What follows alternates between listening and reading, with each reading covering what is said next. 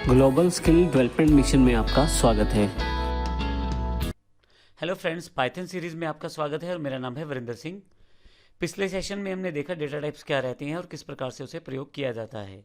इस सेशन में हम प्रैक्टिकल कॉन्सेप्ट यूज़ करेंगे और बारी बारी से सभी डेटा टाइप्स को वर्कआउट करेंगे जो पाइथन में हमारे पास हैं और देखेंगे प्रैक्टिकली इसको किस प्रकार से प्रयोग किया जाता है।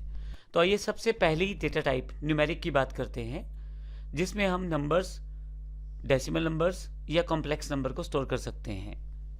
मैं आपको बता दूं कि जब भी आपको पाइथन में न्यूमेरिक डेटा स्टोर करना है तो वह न्यूमेरिक डेटा टाइप का डेटा कहलाएगा।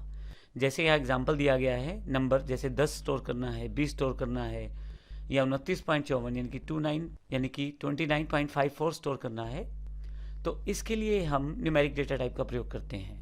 मैं आपको ये बता दूं कि यहाँ पे 3 तरह के डेटा टाइप्स एक तरह से यूज़ की जाती हैं पाइथन में: इंटीजर, फ्लोट और कॉम्प्लेक्स। इंटीजर यूज़ की जाती है जब आप सिंपल नंबर स्टोर करना चाहते हैं विदाउट डेसिमल या फ्रैक्शनल वैल्यू, जैसे 10 या 20 यहाँ पे एग्जांपल हैं इंटीजर के।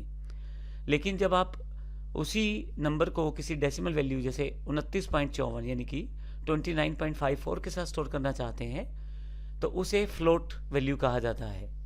और इसी तरह से कोई पर्टिकुलर कॉम्प्लेक्स वैल्यू को स्टोर करने के लिए हम जे कीवर्ड का प्रयोग करते हैं, अर्थात जब हम किसी कॉम्प्लेक्स नंबर को सेव करेंगे तो उसके साथ जे लगा के सेव करेंगे और इस तरह से हम डेटा टाइप का प्रयोग कर सकते हैं। लेकिन आइए इसको प्रैक्टिकल कॉन्सेप्ट से भी देखते हैं। एक इंपॉर्टेंट पॉइंट मैं आपको बता दूं, यहाँ पे जो लास्ट लाइन यहाँ मेंशन की गई है, हम किसी भी तरह का कीवर्ड डिफाइन नहीं करते डेटा टाइप में जब हम किसी वेरिएबल को पर्टिकुलर डेटा टाइप से क्रिएट करते हैं। यानी कि जब हमें न्यूमेरिक डेटा या स्ट्रिंग डेटा या बुलियन डेटा टाइप का वेरिएबल बनाना है तो बिना किसी कीवर्ड को डिफाइन किए हुए हमें बनाना है, क्योंकि पाइथन खुद ही इम्प्लाइड रूप में मान लेती है वैल्यू के अकॉर्डिंग कि यह किस प्रकार की डेटा टाइप का डेटा है।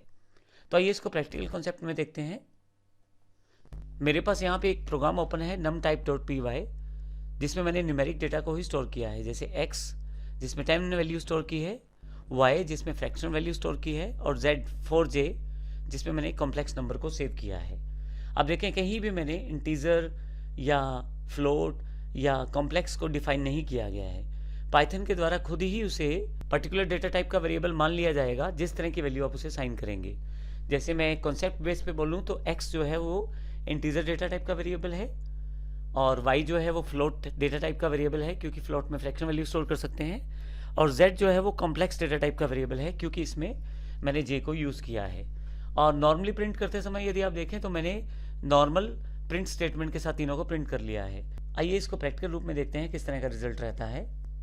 इसके लिए जो मेरे पास प्रोग्राम है वो numtype.py है, मैं इसे एंटर कर देता हूँ।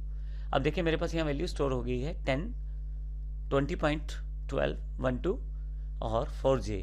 पहला जो वेरिएबल है वो x है जिसकी वैल्यू 10 है, जो कि एक इंटीजर डेटा टाइप का है लेकिन मेंशन नहीं है यहाँ पे।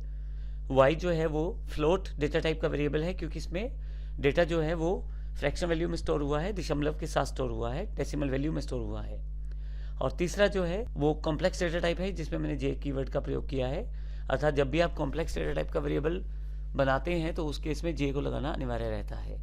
तो इस तरह से हमने देखा कि हमारे पास यहाँ पे अलग अलग न्यूमेरिक डेटा टाइप को किस तरह से प्रयोग कर सकते हैं। पाइथन की सबसे खास बात ही यही है कि हमें अलग से डेटा टाइप को मेंशन नहीं करना है जब हम वेरिएबल्स क्रिएट करते हैं। धन्यवाद।